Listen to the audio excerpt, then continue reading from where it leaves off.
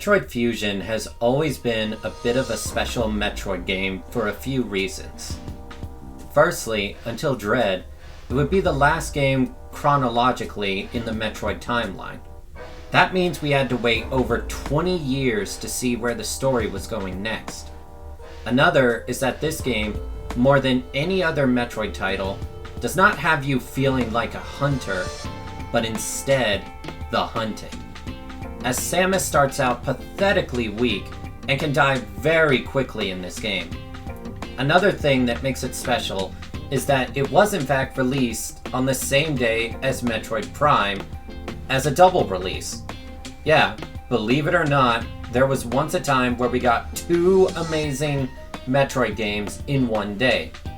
According to a 2003 interview with the game's director/writer, I'm gonna butcher this name, I just know it, Yoshio Sakamoto, published in GSLA, he stated that after Super Metroid on the Super Famicom, they couldn't use the underpowered Game Boy Color for a new Metroid game. When the Game Boy Advance was released, a console whose specs surpassed the Super Famicom, the team for the mobile games division really wanted to work with it. Rather interesting, isn't it, that the Metroid development team, even to this day, hold that philosophy. They will not compromise their vision for a Metroid game if the hardware to make it is not strong enough. I mean, that's the reason why Metroid Dread did not ever release on the 3DS and beyond, all the way up till the Switch just a few years ago. MetroidFusion for me was actually my very first 2D Metroid after I had attempted to play Super Metroid, but at the time I could not get into it because I kept getting lost, and I was not the biggest fan of the controls. So after my totally legal methods to play the game when I was 14, moved on to MetroidFusion, and I remember it kicking my butt hard. This game absolutely did not hold back with its difficulty, and the atmosphere was incredibly haunting. Constantly scared of everything around the corner due to how low my health always was. I remember dying over and over and over again to bosses and just rage quitting. But nearly 15 years later, it is to this day my favorite 2D Metroid. Yes, even more than Dread. While Dread has superior gameplay, I personally think Fusion beats it in two aspects. The soundtrack and the atmosphere, don't get me wrong.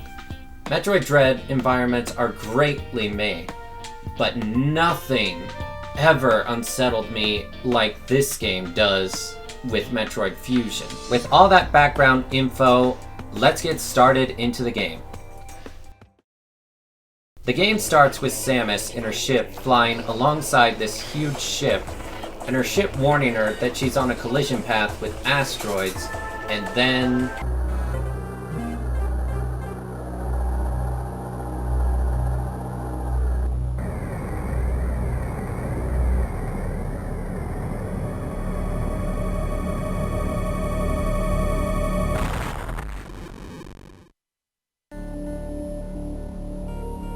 Well, that's one way to start the game. Just booting up the game alone, and we already know something major just happened with Samus, where they are already in a life-threatening situation. So we actually start the game proper, and it shows Samus on a mission to wipe out monsters on planet SR388. Which, fun fact, is actually the name of the planet where we wiped out all the Metroids back in Metroid 2 on the Game Boy. Upon destroying a monster, this weird slimy creature comes out of it and seemingly absorbs itself into Samus. And Samus, for some reason, does not at all get this checked out. I mean, I know she's Samus, the most badass bounty hunter in the galaxy, but that went inside you, Samus. You had other people there with you. Did you really not think to get that checked out before leaving? Regardless of that, Samus, against all common sense, flies back in her ship alongside the Galactic Federation ship. Samus monologues how it was only later that she would find out the name of this creature, the X parasites. While flying back on her ship, the X infested into her central nervous system and made her lose consciousness, which thankfully, before she crashed, ejected her into an escape pod to be found by the Galactic Federation and then sent into headquarters. You know, I can't help but wonder if this little incident is the reason that when Samus has her ship in Metroid Dread, that it's run into an AI that can control her ship at will. Perhaps so an incident like this does not happen again. The X has seemingly multiplied inside of Samus, corrupting large areas of her power suit, which, depending on the game, is tied to her very body. A parasite that can even infect technology. Yikes! Samus says that her power suit was too integrated with her body for it to be surgically removed while remaining conscious. Which, good lord, imagine how scary that would be. Life-altering surgery, and you were just watching the entire thing. Despite all that, she's given a minimal chance of survival. Fortunately for Samus, there was a cure discovered using the DNA of the baby Metroid brought back by Samus in Metroid 2. It turns out that the Metroids were the natural predators of the X-parasites, and thanks to that, it worked to save Samus by injecting Metroid DNA into her. Which, pretty sure that's not how science works, but it's a video game. As Samus puts it, she now owes the baby Metroid twice over for saving her life. Once at the end of Super Metroid with Mother Brain, and now with it saving her life just now. But that now means Samus's very biological structure has changed to become part Metroid. Now when they call Samus the Metroid character, it's very literal. Samus is on her way to the Biological Research Station, or BSL Station for short. It seems the creatures that the Galactic Federation captured were sent to the station, alongside infected pieces of her power suit. Oh, because nothing can go wrong doing that! It turns out that an explosion occurred in the station shortly after, and Samus is being sent to investigate. And Samus feels an unknown fear in her heart. And considering she very nearly died from just one of these creatures, I don't think we can blame her.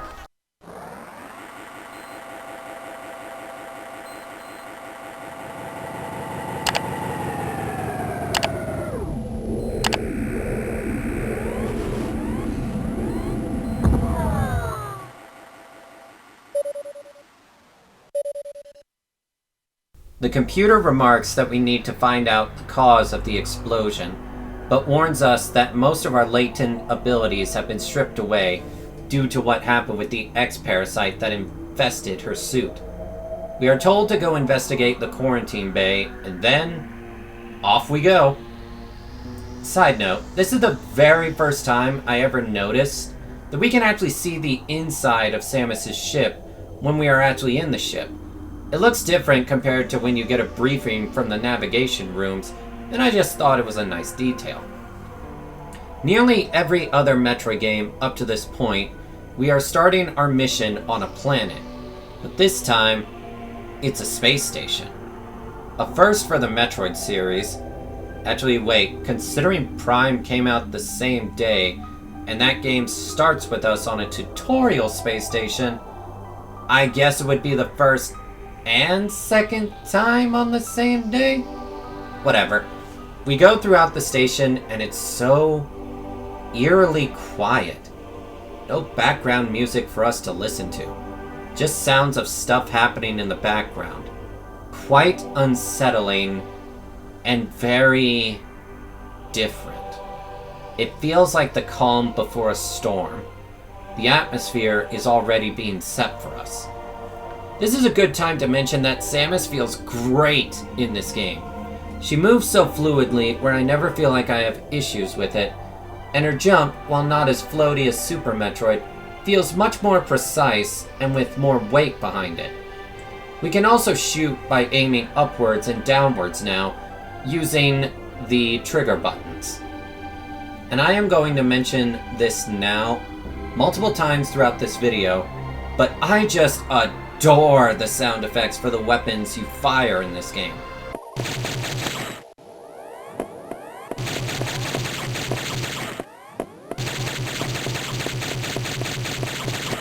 It just has such impact behind them. Even the sound effects for Samus moving feel like they have impact and weight to them.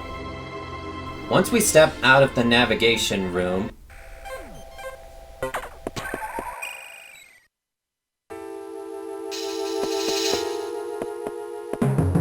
the background music starts up, and in combination with just the sound effects made by Samus moving around, now it's beginning to feel unnerving.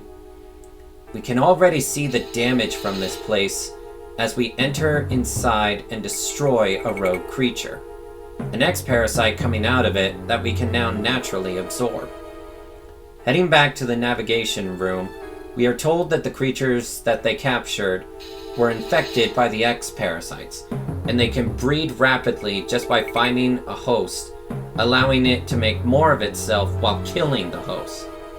But thanks to Samus being part Metroid, we can now absorb them for both health and weapon ammunition. Somehow we can restore our weapons. We are then told to keep the X-Parasites out of the breeding chambers at all costs. And we are then instructed to take out a monster that has been detected a bit further in the station before it can reach the breeding environments. I really like how the first area shows that any X-Parasite enemy we kill and we don't grab the parasite, they will just regenerate and become a threat again. On the way up, Samus comments about how the computer's persona reminds her of her former commander, Adam Malkovich. No! We don't talk about that game! We are then told that we can download missile upgrades? You know, with how technology is advancing nowadays, that doesn't sound so impossible now. So we head up into the highest area of the station and download our new missiles. And can I just say, I love the power-up music that plays.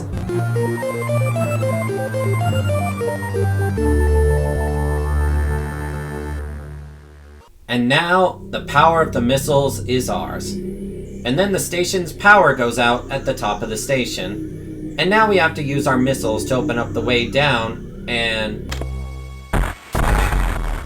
damn, do I love the missile explosion sounds. You will notice I am firing everywhere, because there are invisible blocks that can only be opened by either missiles or regular blasts, and mostly bombs. This is a standard in every Metroid game. We get to the first boss area, and there is actually an energy tank for us to get here, and a hidden one. A nice reward for searching around the place, and we come to the first boss. Rather easy, as all he does is throw energy waves at you, fire, and roll at you, all of which you can avoid by just jumping and dodging. But now we come to a unique aspect of every boss in the game. The X-Parasites within the bosses. They can only be damaged by your missiles, and if you shoot it, releases weapon energy and health. So as long as you can dodge appropriately, you can take it down, and then we obtain the Morph Ball, which now lets us go into smaller spaces. Adam then tells us the X-Parasites have infected the breeding chambers, and we need to go and destroy them in there. On our way there, we encounter an incredibly cold area that is actually harming us due to having Metroid DNA. We go a bit further in, and...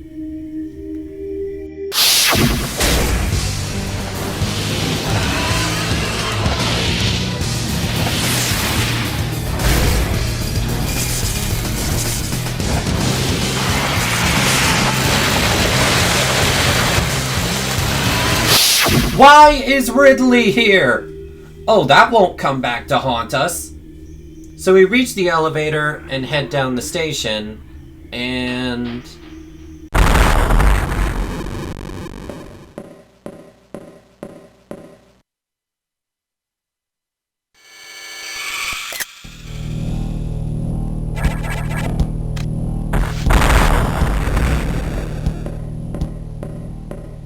Fuck this shit, I'm out. So considering that it had the screw attack there, and super missiles, we pretty much just avoided death. And now we run into the main hub that divides the various sections. Honestly, it makes things a lot easier to get to, and ensures the backtracking isn't nearly as tedious, because the plot will always tell us where we need to go. Honestly, kinda like this change compared to Super Metroid, where if you are a first-time player, you are just like, well, where do I go? Adam tells us that the X-parasites are trying to breed more rapidly in the breeding chambers, and that we need to put an end to the 5 machines that are causing the rapid production of more X. And also that an unknown character is at work here. So we better watch out for that. And then we get to hear Section 1's theme. One of my absolute favorite songs in the game. It's just hard to describe why. I think it just fits the mood of the game's atmosphere so well. I consider it the main theme of the game, honestly. This is a good time to mention that throughout the game, there are various colored doors that we can't unlock without bypassing certain leveled security. This is a good way the game keeps us going on the intended path, as there's basically no way to really get lost. You know, I always liked this big creature that looked like the X trying to replicate Metroids, but being unable to do so. So it's just this big blob that sucks us like a Metroid, but it's super easy to kill. Maybe a way to show why the X could not kill the Metroids, because they can't replicate them. One thing I really like about the X as an enemy is, as you can see here, I kill a bunch of these weaker monsters, and then the other X combine together to instead create a new monster. That's really creative. This is where I really want to talk about the backgrounds in the game. As soon as you enter Sector 1, you can see these weird bubbling water tanks in the background, and when you get into the environmental section, it's all covered in this fog by the X breeding machine, and you can see little monsters in the background. And since this place is supposed to replicate SR388, I wonder if people who played Metroid 2 went, oh, so this is what the planet was supposed to look like. Ah, look at that.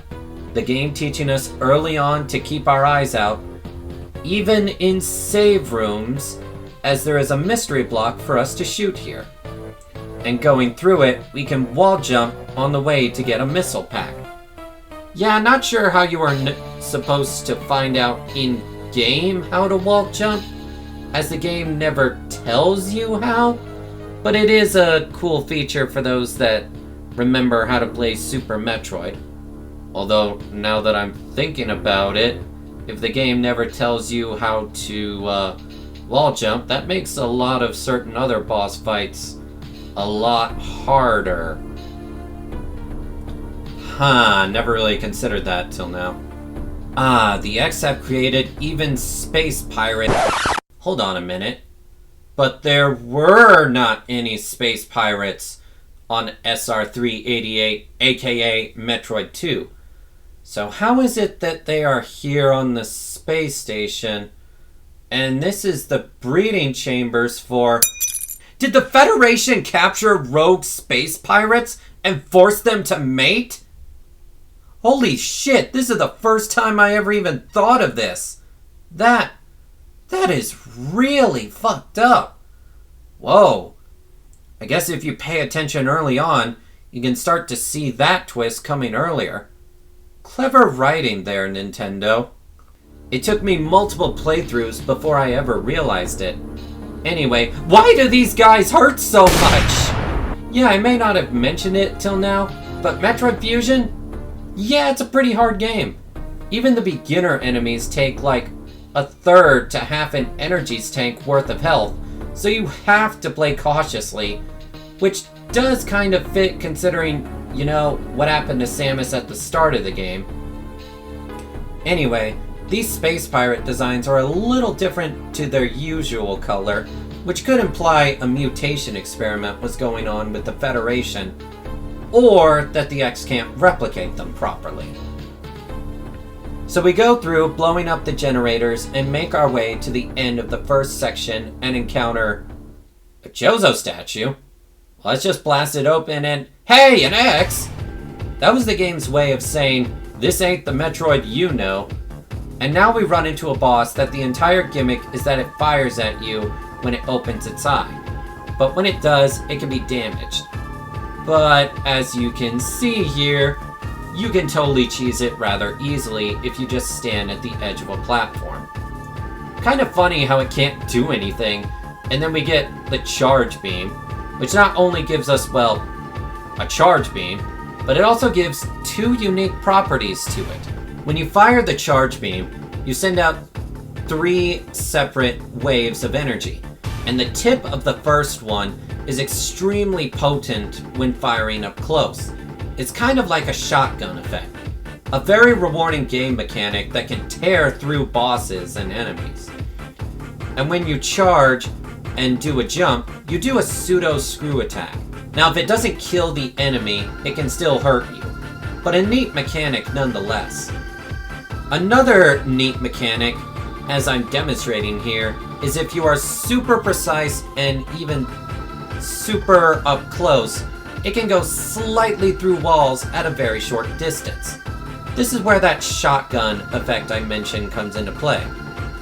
And now, we have cleared all the generators. For real this time, as I forgot there was just one more. So we make our way back to the navigation room, and now it tells us that the X have infiltrated the tropical area thanks to this unknown saboteur. So it's time to head over there. On the elevator ride up, Samus recalls her former commander Adam, who always ended mission briefings with, "Any objections, lady?" which was a sign of trust that he had for Samus. And Samus wonders if she can trust this machine the same way. Once we get to the navigation room, Adam informs us that the unknown saboteur is an X-parasite mimicking Samus at full power, and advises us to heavily avoid engaging with it because we are now part Metroid, and it has the Ice Beam. And if you know your Metroid, one Ice Beam and a few super missiles is all it takes to destroy a Metroid, which we are now part of. So it would utterly curb stomp us. It turns out that it escaped the quarantine bay using a power bomb, which is what started this all to begin with. Adam tells us to just run if we see it, which is exactly what I'm going to do. We are then told we need to get our bomb data, but it's locked behind a level 1 door, and per safety protocols, the level 1 door unlocking room is not marked on our map, so we need to find it. I think this is a good time to mention that I like the way the game handles finding things for yourself. Most of the time, it will tell you where you need to go, but many rooms are not shown on the initial map, so it's up to us to find out where to go. Good balance between being a linear game and still having the exploration and discovery factor. The tropical area is covered by a lot of vines that are all over the place, and I am not sure if that is what it is normally supposed to look like or not. What else is supposed to make this place look tropical? Oh, and these big red insects are quite annoying, because getting hit by them takes so much health of yours. Did I mention this game is hard? So we unlock the door, and now we have to head down to get our bombs.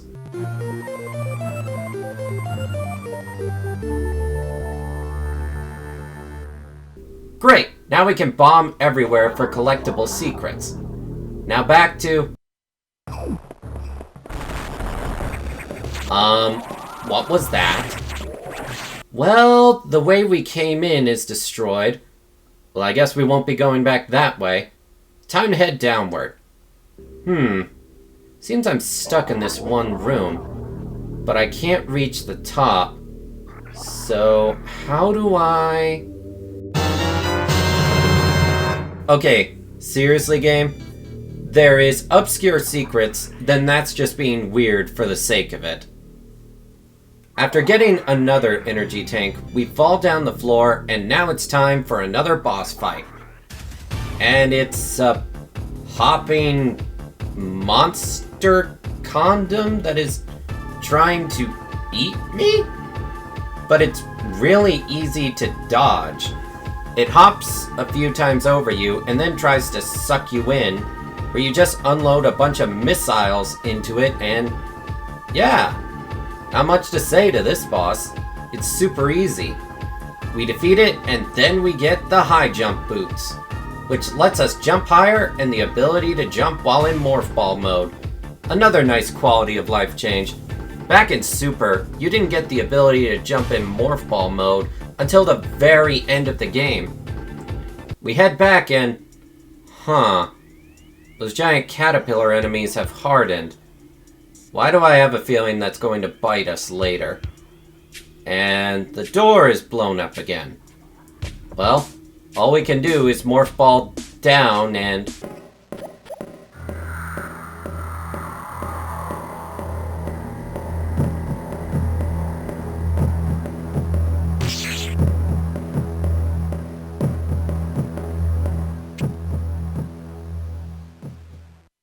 You know, considering the creepy, ominous music and how loud those footsteps are, I'm not even gonna try to fight it. Plus, we just saw it fire ice beams, so one shot of that and I'm toast. So we come back and these things are starting to evolve rather quickly. Quick little side note since I haven't mentioned it yet, but I really do like how the fusion suit looks in this game. It really does sell that Samus is heavily restricted when it comes to her usual power, as it does look like half of her suit has been ripped off. Oh, how nice, we can use these guys as platforms. Thank you, enemies. So we make our way back to the navigation room, and Adam informs us that opening up the locks for level 1 may have been a bad idea, as more X are now swarming into the aquatic area. Oops. But I mean, we didn't really have much of a choice. So now we need to head there. On the elevator ride up, Samus wonders if the SAX has a soul, but deems it to be just a killing machine. Getting a little philosophical on us, eh, Samus? Once we get to the navigation room, Adam informs us that the SAX, and parasites as a whole, may be causing widespread damage in the area intentionally by releasing Ceres, an ultra-high-speed creature, aka reason we get the speed booster later. He also informed us that we need to be careful as the water is electrocuted and that they can't turn off the power as it would heavily affect the station. So we have a water level that is more avoiding the water to avoid being shocked rather than swimming through it. Once again, that's different compared to the usual. You know, this level actually pulls a funny trick on you as you go on the path on the map that looks like the right way to go, but you come to a dead end with an energy tank for you to grab. A nice way for the game to tell you to try unorthodox paths you may not see on the map, to tell you that's where you will most likely need to go. Huh. Alright, that missile expansion was a little too obscure. I mean, I just climbed to the top of this ladder and boom, there it is. Hidden room. A nice reward for doing something, I guess. Yoink! Eventually we come across the space station and that block there looks suspicious and yep, that's the way forward. Well, we found Ceres, but the X got to it first. Well, you know what that means. Speed booster boss fight! And can I just say, this boss theme, it's quite a bit of a jam. And boy oh boy is it a boss fight. This is one of the hardest fights in the game if you don't know what you are doing. You are above a few platforms above the water, and you really need to hit a fast-moving target who can easily bump into you. Remember what I said about that shotgun-like property with the charge shot? Well, that's how you will actually beat this boss rather quickly. Once you fire a charge shot at him point blank, he will take a ton of damage. Do this 3 to 4 times, and depending on the accuracy and closeness of your charge shot, he should go down. The problem is, after you hit him, he goes full speed booster on you, and you need to memorize where he is going to go next, or you are taking a ton of damage. And with that, we beat him, and I, embarrassingly take more damage from the X-Parasite shell than I did the boss. But now we have the speed booster, and the ability to run through speed booster blocks and enemies. And no run button needed. Take that, Super. Now we need to head to the pump room with our new speed booster, so we can lower the water level. Once we do that, we can make our way back to the navigation room, where we are informed of 2 things. That HQ has sent us super missiles. Yay! But they are blocked by level 4 access and SAX activity, as it is intentionally blocking the pathway for our super missiles, suggesting it does indeed have high levels of intelligence. But they also tell us we can use it to access the heated pyro area by opening up level 2 locks, which they admit may let the X-Parasites into the area, but hey, it's a necessary evil in order for us to eventually defeat the SAX. Adam warns us initially that it's a bad idea to progress any further into any superheated areas as we don't have the Varia suit yet, but...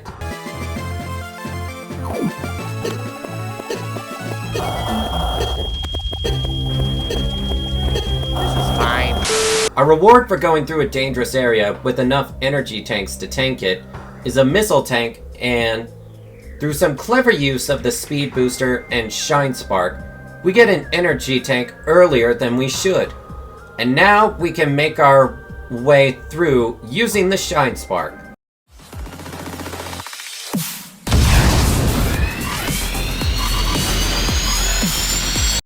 Ah, that was a satisfying detour. Now back to getting those super missiles.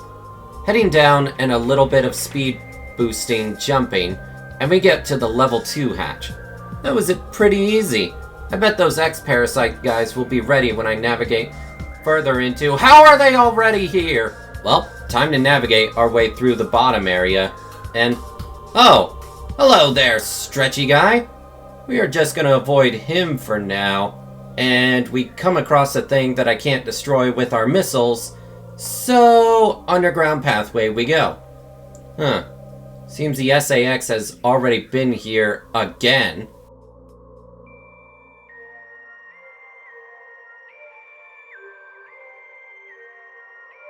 And if I didn't use save states, I would have had to go through that all over again. No thank you. Yeah, I'm playing this on the Switch GBA player. Makes it convenient for recording.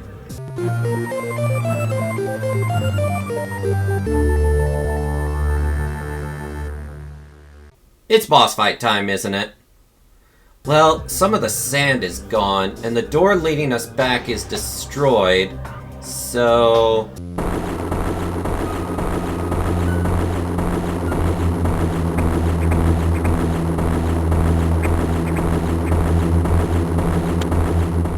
Oh yeah, it's boss fight time.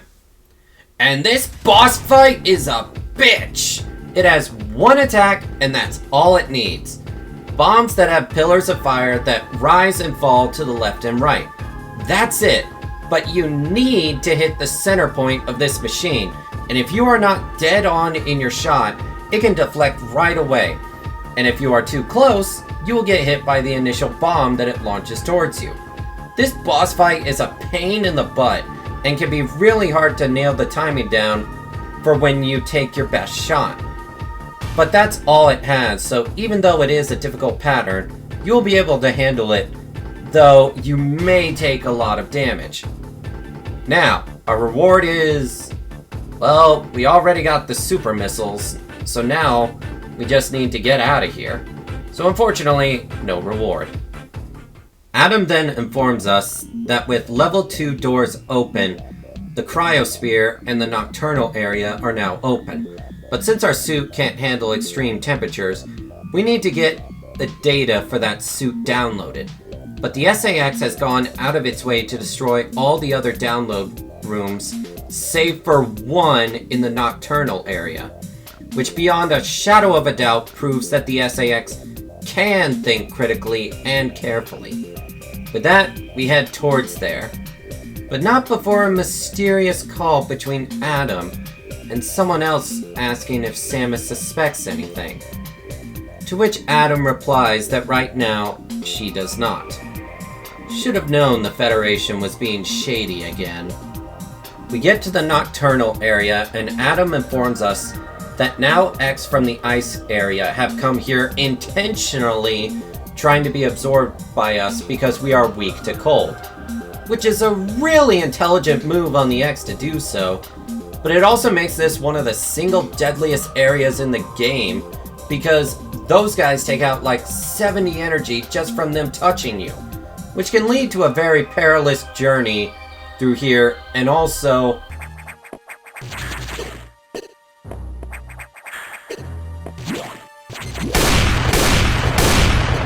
yeah, shit like that can happen. We explore further down and hey, free energy tank. Don't mind if I do.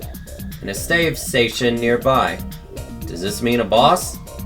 Well, so far, no boss. So let's just keep going. Powerbomb door. I guess I took a wrong turn or the stepping...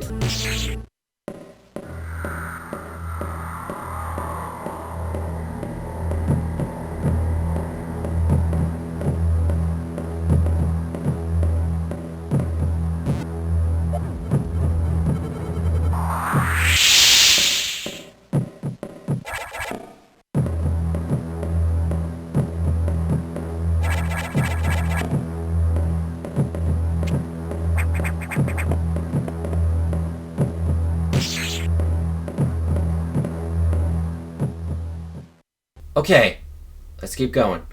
That was stressful. A little further, and hey, let go of that downloadable content, X. That's my Varia Suit DLC. Give it back!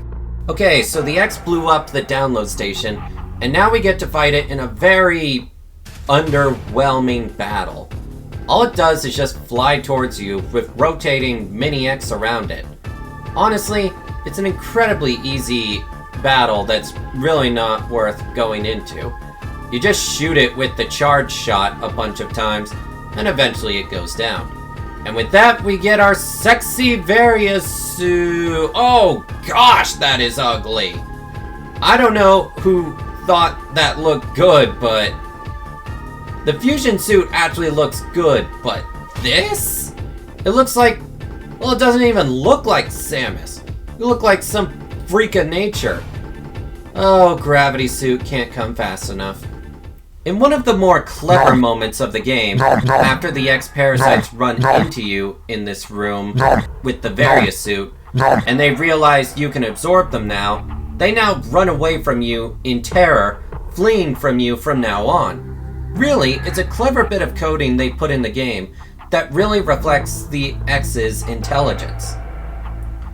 On the way back, we run into this unique little enemy that looks like a missile upgrade, which makes you think it's a wasted trip, but one bomb to the wall and you get your real missile tank upgrade. Just thought that was worth showing off. We make our way back to the navigation room, taking sweet revenge on the cold X-Parasites along the way. Can't stop me now! Adam then briefs us the X-Parasites can absorb data organically, which... no idea how that works. So the X can replicate and kill its host, absorb data, and it can replicate weaponry. Is there anything the X can't do? We are then informed to try to get ice missiles from the Arctic section, and not the ice beam, because apparently it's not compatible with our cellular makeup, which... alright, sure. Adam tells us we need to open level 3 hatches in order to get to it, which means it's time to find where that room is. And yeah, this is definitely an Arctic section. Everything here is frozen. but thankfully, there's no ice physics. Reaching the level 3 area access doors is rather easy, as we are just going throughout the area. Honestly, not too much to say about this area, other than that the music is rather calming. Can be a bit easy to get lost in this one section, though. We make our way to the place and get our ice missiles.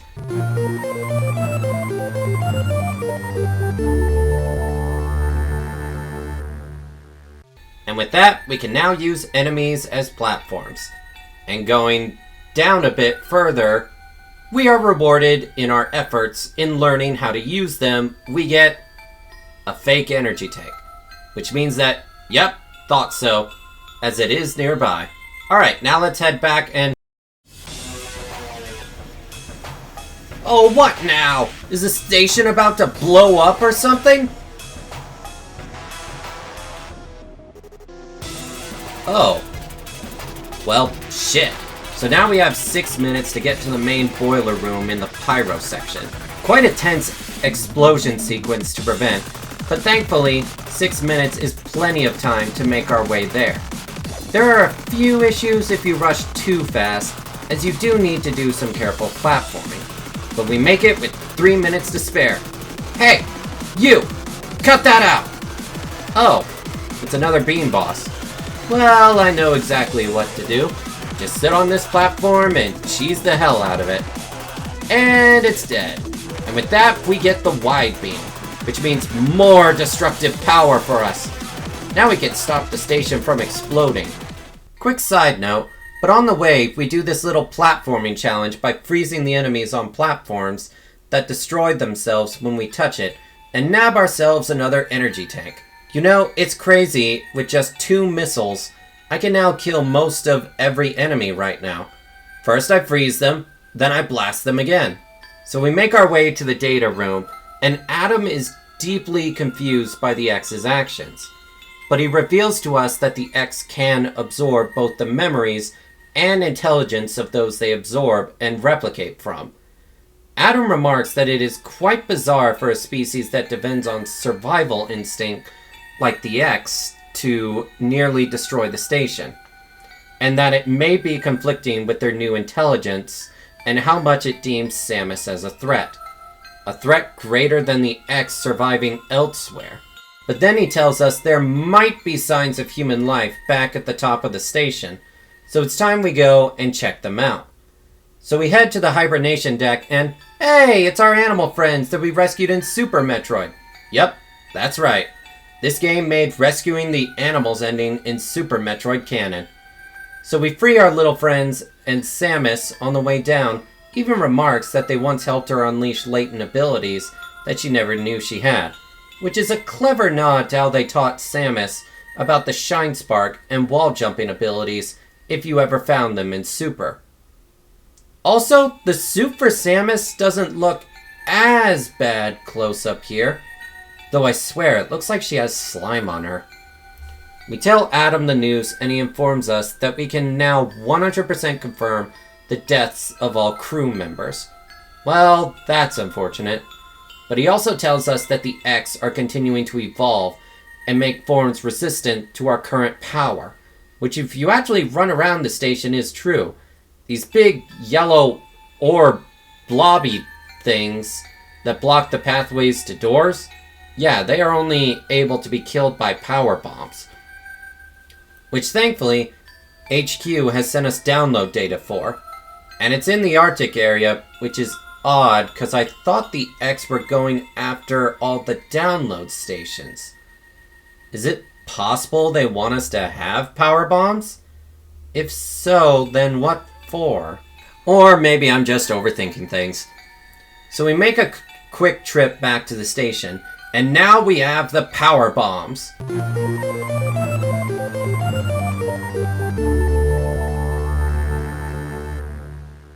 Or as I like to call it, the cleanup weapon. Yeah, this is the best weapon when it comes to checking for breakable stuff around you. It's also used for like 70% of the endgame stuff. No, seriously. In endgame, we are mainly collecting power bombs, which you really don't need, but I'll get into that later. Going down this pathway, we come to a dead end, and...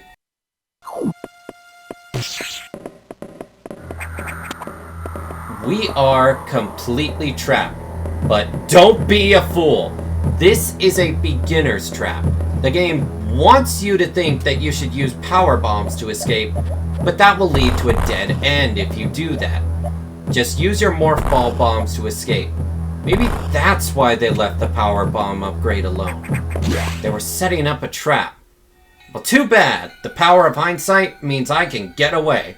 Oh, and I should also mention, when you use power bombs and kill an X-parasite, it gathers them to the center of the explosion. It makes it handy for collecting them for health and such.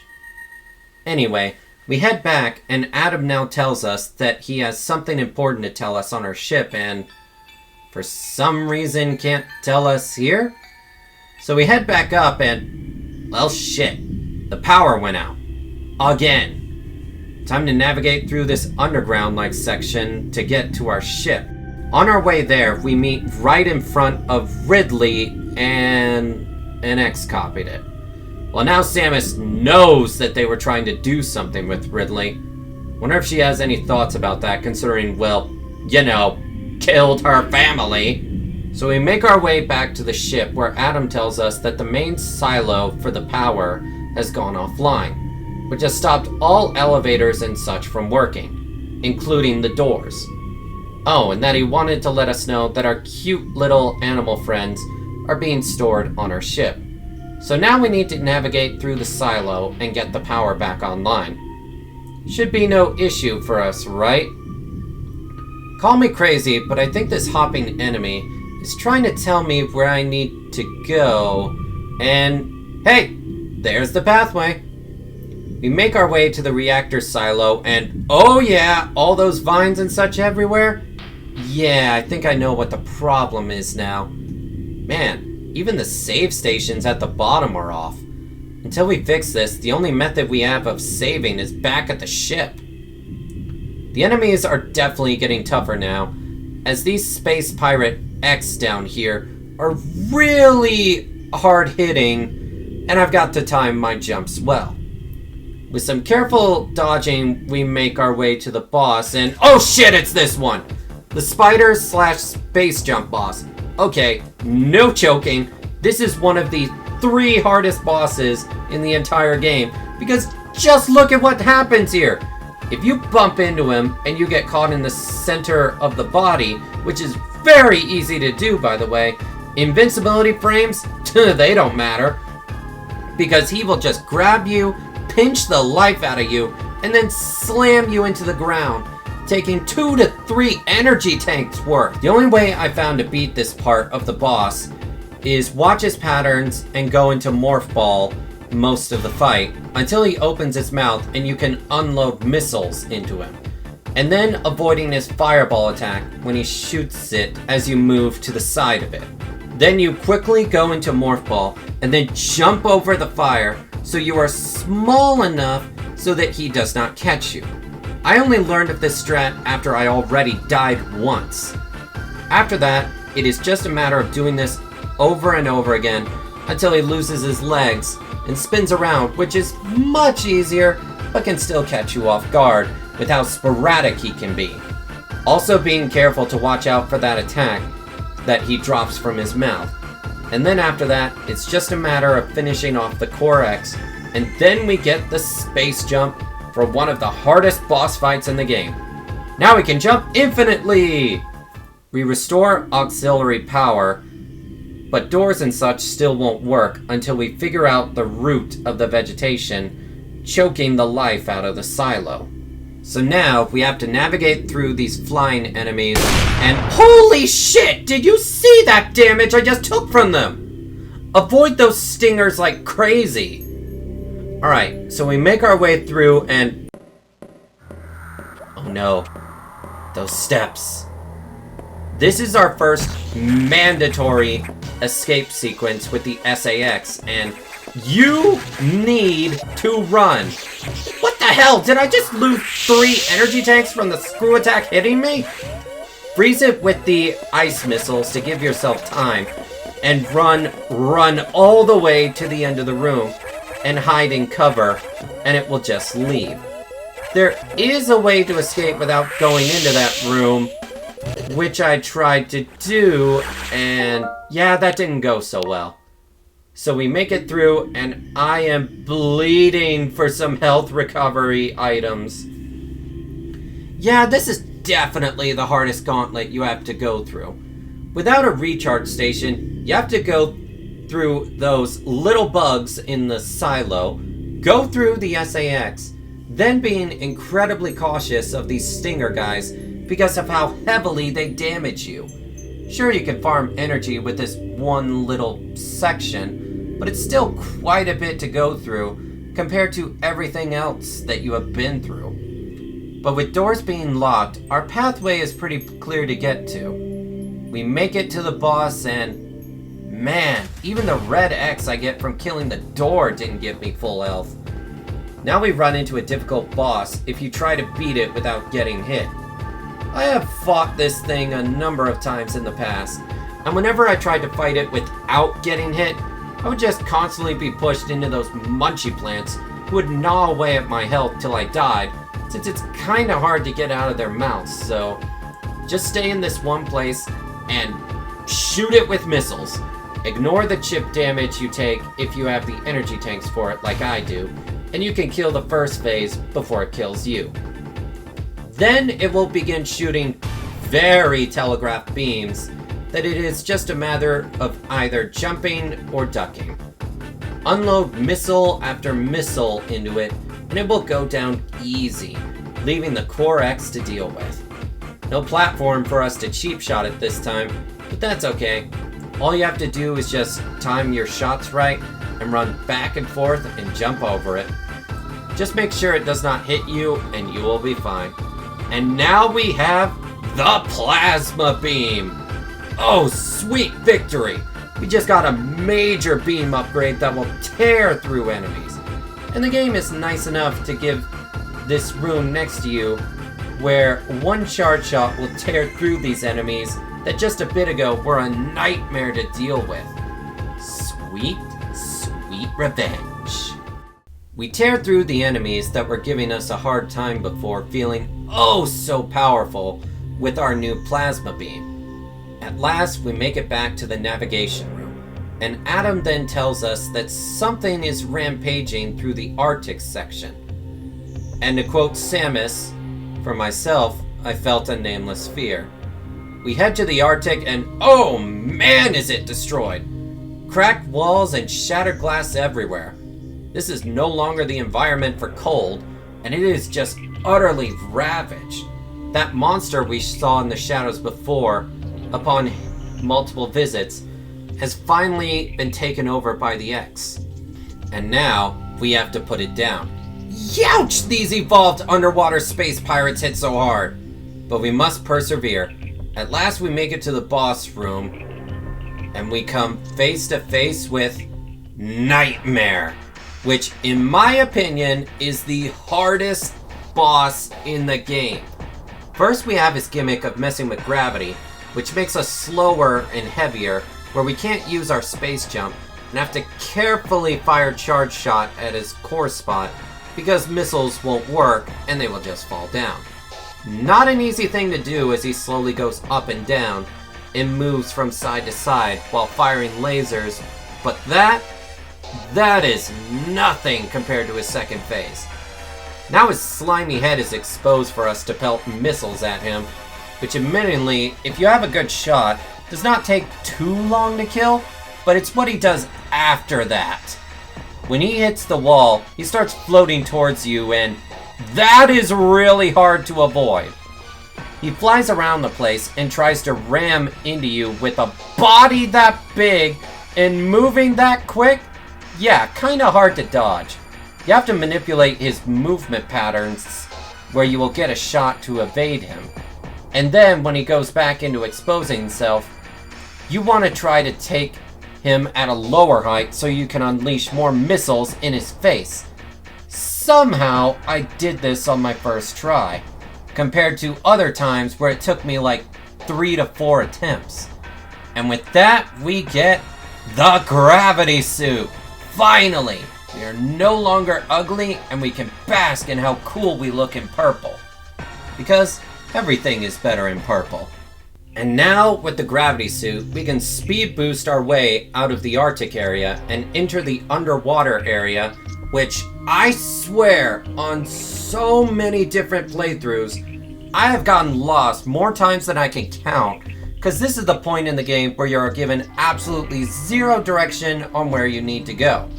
What you need to do, however, is unlock area level 4 doors in order to get out of here.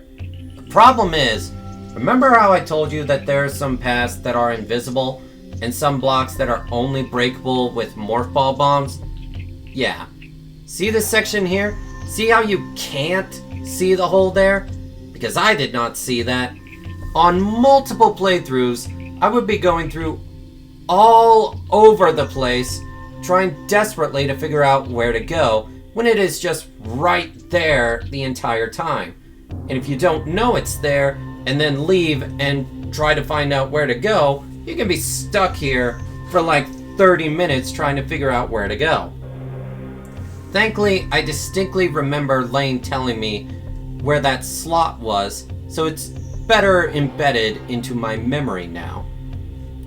Now that we have the final level of security unlocked, we can continue into the aquatic area, and it's still a little bit confusing where you need to go, as you run into a number of things that block your path. Regardless, we make our way through and get the diffusion missile.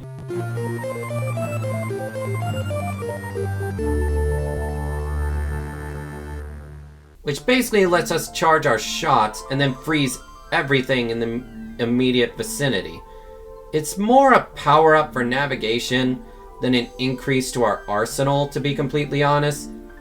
But we make our way back to the navigation room, and now Adam tells us he didn't approve of us unlocking level 4. Well, Adam, I didn't really have a choice there, buddy. Also, he says he never got a notification that HQ sent diffusion missiles. Yeah, sure. You're looking suspicious there, Adam. Adam then tells us that the rampaging robot we fought earlier has been overtaken by the X, and we need to stop it in the Nocturnal section. Once we get to the Nocturnal area, Adam tells us that there is another problem, and that the SAX is tracking us, and we need to leave immediately, to not stay longer than needed. So we make our way down and use a power bomb and... Huh? I didn't see that before. Oh man, I missed an E-tank! I could have gotten that when I first came here. Well, at least I have it now. Water on the ground and a ladder above me. Gee, this doesn't look like a boss fight area at all. So we make our way down and... Warning, no entry without authorization. Yeah, that's not at all suspicious. But we can't get through, so I guess we have to make our way back. Warning, no entry without authorization. Warning, no entry without authorization. Warning, no entry without authorization. Warning, no entry without authorization. Again, and again, and again. Really annoying. So let's... Yep, the boss is here, alright. Round 2 with that machine boss from earlier, and it's more annoying than it is difficult. Now the ground is electrified water, but instead of a firebomb, he fires out missiles, which you can effortlessly destroy with your plasma beam now. And then he just jumps at you, which if you aren't holding up on the controller, will send you down into the water to take more damage. And that's all he does. Like I said, this boss is more annoying than it is hard, as trying to shoot the missiles into its center can be rather difficult when you are trying to avoid being hit. Through patience, or just tanking the hits, we defeat him and get the wave beam. And now, we can shoot through walls. And with that, we can go and get this missile upgrade here. And, well, no way for us to get back up, so... may as well go see what's hidden in that one room. Also to shut up that authorization alert because it's still going! We go in and... Oh, that's a lot of Metroids. I don't think what the Federation is doing here is legal. And that's further evolutions of Metroids being bred, and... Oh, they are definitely not making these for peaceful applications. They are definitely making these for war and profit. Adam, I'm gonna give you a piece of my mind. What was that explosion? We head on down, and the SAX is attacking the Metroids and easily being overwhelmed. Apparently, the SAX caused so much destruction in that short time frame that this entire small section of the nocturnal area is coming down. So we need to get out of here. Meanwhile, our buddy the SAX is overwhelmed by the Metroids while we escape, and it blows up. Well, that at least takes care of the SAX. Adam, we need to talk. Adam then tells us that we should not have done that, and we may pay a price soon. And that yes, the Federation was making a Metroid breeding program for peaceful applications. Yeah, if it was peaceful, then why did they intentionally make the evolved forms of the Metroids too? Peaceful my ass. These are weapons. Sure, if it was just normal Metroids using their energy harvesting powers, then maybe I believe you. And now he tries to tell us that the purpose of Section 1 was for breeding higher evolutions of Metroids. Even Samus apparently had her doubts when she saw the breeding area of Sector 1. But that research is done now that the SAX has smelled out its natural enemy, which may explain why so many times it went out of its way not to kill us, and instead led them to the facility. But Adam then remarks something dangerous. Due to how the X-parasite reproduces asexually, there are now no less than 10 on board of the station. Even Samus is so caught off guard that she actually speaks up, so... yeah, we need to get out of here. On the elevator ride up, Samus regards how the real Adam would have said the same thing, but he would have softened the blow. He was not obsessed with duty like the machine, thinking it's foolish to expect compassion in that computer. So we head up and get a replica of VtuberEN of all places. The only thing missing are those annoying Rinka enemies, but I'm not gonna complain. Those enemies are a bitch to deal with. But there are space pirates here to deal with now, and the golden variant, which are the hardest normal enemies in the game, though that isn't saying much. Now you have to shoot these guys in the back, which you can only do when they jump, which when they jump is most likely going to be when they hit you, and these guys do a lot of damage at that point. Unfortunately, there is no charging station nearby, so we have to make it through on the health we currently have. We make our way to the boss door, and it's Ridley, who is one big space pirate leader, which, before anything else, I apologize for the brutalization your ears are about to hear, because when he roars, it's really freaking loud. So the best strat I have for him is to just pelt him full of missiles. His head seems to be the weakest point where he takes the most damage, but don't quote me on that. His nastiest attack is later in the fight. If you get in range of his claws, he will grab you and rapidly drain your health. That's his single most dangerous attack, where you can only get out by shooting him in the face. Then you have to avoid his tail attack, but to be honest, you will most likely have plenty of energy tanks to survive him. And now, after defeating him, we get our final upgrade, the Screw Attack. And just like that, every other enemy becomes our bitch. We can easily escape VtuberEN now, and make our way back to Sector 1, and upon immediate return, we see Metroid eggs on the ground, which shows how far in the research everything was going here. Now, here is where we are at endgame, and we can do all our backtracking for energy tanks, missiles, and most of the power bombs. I won't be doing that, because I am fully confident in my abilities right now, and honestly, this video has gone on long enough without mentioning the post-game backtracking. But another reason I don't want to is it's just tedious. Plus, you will hear the same song over and over as you progress, instead of the area-unique themes, which I think is just a shame. However, if you do choose to backtrack, do not go into any navigation room, or you will be locked into the final boss section of the game and be unable to return. This is really kind of a dick move on the game, because you won't know that your first time playthrough, and there are save stations after that point, so if you save there, well, too bad. Final boss only, can't explore the rest of the game and get those various upgrades. Now, you may be wondering, how are we supposed to get to the other sections without the main elevator? Well, that's actually easy.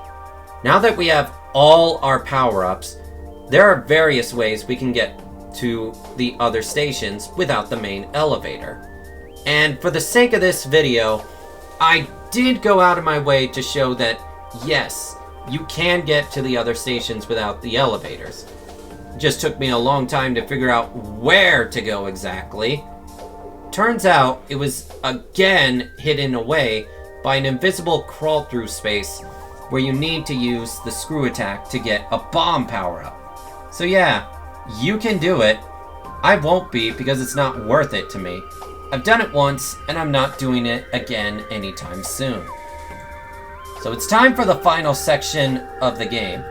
Samus at this point is rightfully pissed and very fearful of the X, which Adam informs us that the Federation is already on its way to try to capture the X parasites, and especially the SAX, of which Samus rightfully calls them out on how insanely stupid and risky that is.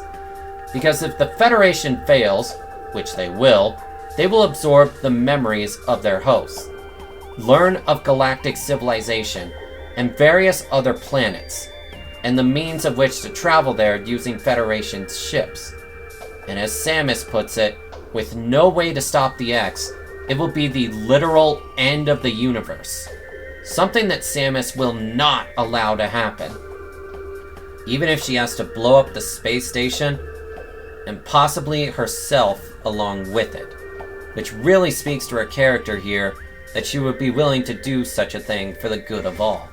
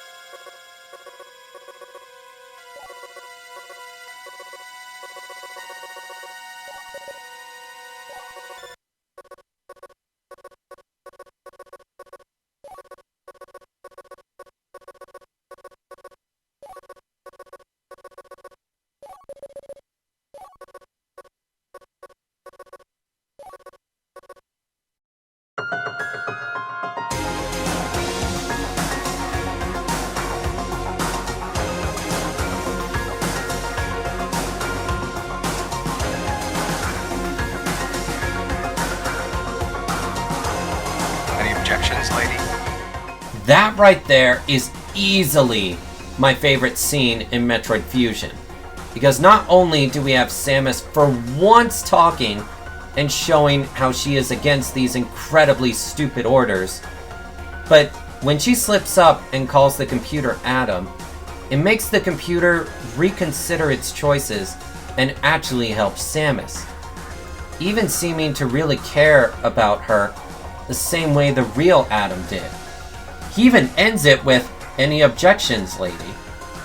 The same way Samus recalls Howie would. It's really the most emotional scene in this game, and it's one of the reasons I really prefer this game over Dread. There is actual character growth for Adam here, and we actually get to see Samus actually speak. We get to see her fears of the SAX at the start of the game, and now just, this game has very little story dialogue, but what it does with so little, it achieves so much.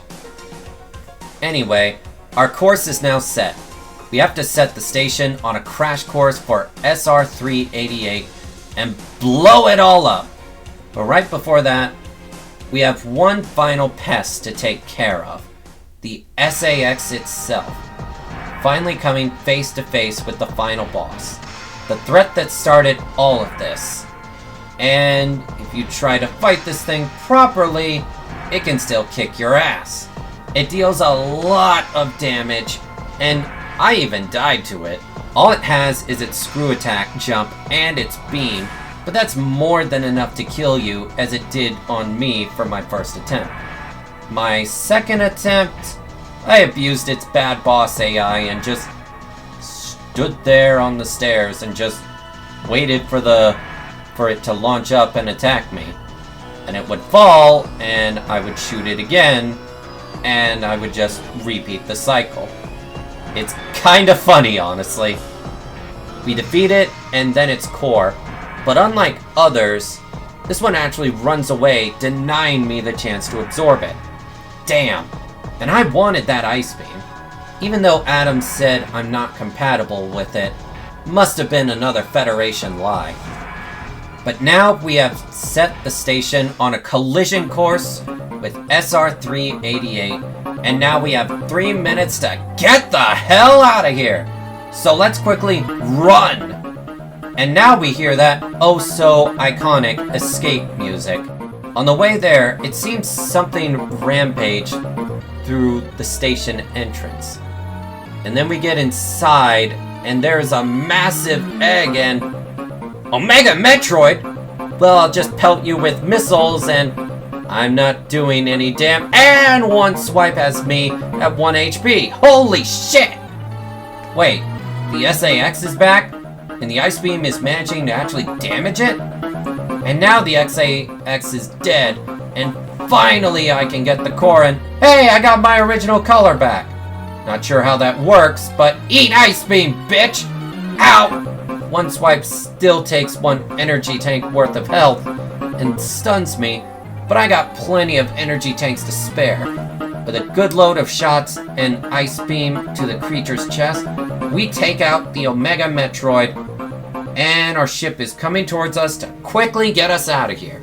And just in time, as we quickly fly off the station, and we see the doomed station crash into the planet below, completely destroying the X-Parasites for good.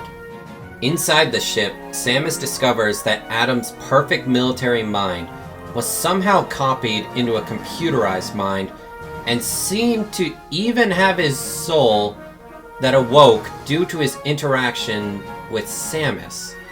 Samus is also heavily pondering on what her fate will be, since she not only destroyed the entire space station, but the planet SR388 down below as well, making her most likely a wanted rogue fugitive. Adam then chimes in that one of them must understand. One of them must. Samus also wonders how the ship managed to rescue her, considering that the ship can only be piloted manually. Funny enough, it was the cute little animal friends we rescued at the end of Super, and they were able to pilot the ship to save Samus now. And thus ends Metroid Fusion. with Samus's fate unknown, as she must face judgment for her crimes against the Federation, which left fans wondering for so many years how the next game would begin, with perhaps us on the run from the very Federation we once served, as punishment for our actions. Samus, the galactic hero, is now Samus, the wanted fugitive on the run. It's Samus against the very galactic Federation that is so beloved in the galaxy. The future looks dark for the greatest galactic bounty hunter, and it would continue to remain so until Dread. Alright, so that's actually not what happened. Apparently, this was lost in translation, but the Federation isn't just one single big group, but a bunch of individual groups, and what this branch of the Federation was doing was illegal experimentation in the eyes of the other branches. So Samus, she was never going to be hunted by the entirety of the Galactic Federation for sure, but more it was uncertain if she would face punishment or if Samus would be able to appeal to the other parts of the Galactic Federation to explain why she did what she did. And considering Metroid Dread starts with Samus on her way to do another mission for the Federation, it's safe to say she made her case. What a major screw-up when it comes to the translation there. Because of that one error, fans like me were expecting for the next 20 years that the next game for Samus' adventure would have her being on the run from the law, but still. And that is MetroidFusion, one of my absolute favorite Metroid games of all time. The difficulty, I feel, really sells the threat of the X, as well as it fits just how crippled Samus is since the start of the game. I love the more plot-focused story in a Metroid game, and the environmental storytelling is just so good with the smaller details, like those space pirates I mentioned. And the X? Talk about such a major threat! Most entities that are able to focus on survival and reproducing numbers, like say in Halo with the Flood, just have the threat of overtaking their hosts, and that's it. But this threat, the X can replicate technology, absorb data, absorb memories, and is extremely intelligent. Hell, the only way to defeat this threat is have a cellular makeup that can resist the X in the first place. Like, let's think about that for a moment. Is there any threat greater in all of the Nintendo games that is a greater threat than the X Parasite? And the soundtrack for this game is both good and atmospheric. And I just love how this game, it's just so hard to get lost in, with a few rare exceptions. It always leads to a good time when I just want to sit down and spend a few hours playing one of my favorite Metroid games. The boss battles are challenging, and the enemies are actually a threat and not just fodder for your beam. You always have to play careful, and I like that, because it really fits with the atmosphere of the game and Samus's condition. This is easily the 2D Metroid I come back to the most for its sheer fun value, atmosphere, and replayability. Not sure I can say much more than I've already said. MetroidFusion is just a masterpiece when it comes to G-rated horror you can get away with on a GBA game. Metroid Dread may have better graphics and gameplay, but I think one vital area it lacks, in that it holds it back, is that it doesn't have as strong a soundtrack as Fusion, which always sets the mood right. I love this game, and honestly, what more can I say? It's a masterpiece in my eyes. Wow! Did I have a lot to say about this game that you can only beat in a few hours. But I just can't help myself. I just adore this game so much. By now, this video has definitely gone over the 1 hour mark for sure. And I just want to say, thank you for taking the time out of your day to watch it. As for what's next for me, not sure yet. Maybe I'll do a video similar to this for Danganronpa, or Fate Extra, maybe Metroid Prime, or maybe some other game. Hell, I may even do a review of Persona 5 Royal if I'm feeling crazy enough. Hey, if you could, please consider leaving a like and subscribing to the channel so you can always catch when I upload videos, and maybe even consider becoming a member on my channel. I'm trying to work on the benefits of that besides supporting me financially. Speaking of which, maybe consider subscribing to one of my Ko-fi tiers. Link is down below for any Ko-fi memberships you wish to join, and link will also be on the screen right here. I can normally be found on here just streaming, well, whatever game strikes my fancy at the time. Right now I've been streaming a lot of Yu-Gi-Oh! Tag Force 3 with my best friend Lane at times. But who knows what I'm streaming at the time when this video does go live. There are some streams I can only do on Twitch because YouTube copyright can be pretty nasty at times, so consider following me there too. twitch.tv/Empress_Dawn. Maybe consider joining my Discord as well. We are all just a bunch of goofy anime weebs in there that love gaming. And maybe consider checking out one of these two videos recommended in the outro to the video. It helps YouTube know that I'm doing well. Well, that will do it for me. Thank you all so much for watching, and I will see you all next time. Bye!